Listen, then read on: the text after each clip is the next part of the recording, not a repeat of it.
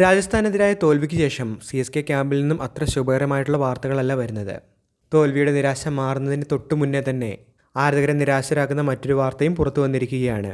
പരിശീലനത്തിനിടെ കാലിന് പരിക്കേറ്റ മുൻ നായകൻ MS ധോണിക്ക് കൂടുതൽ മത്സരങ്ങൾ നഷ്ടമായേക്കുമെന്നുള്ള റിപ്പോർട്ടുകളാണ് ഇന്ന് രാവിലെ എത്തിയിരിക്കുന്നത്.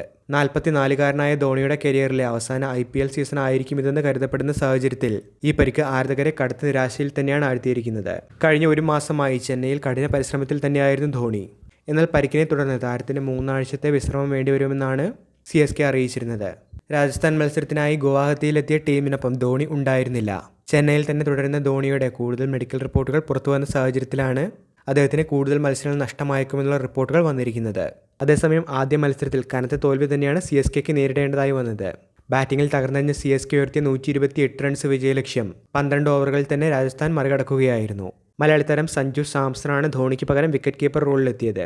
ബാറ്റിംഗിലും സഞ്ജു നിരാശപ്പെടുത്തിയിരുന്നു.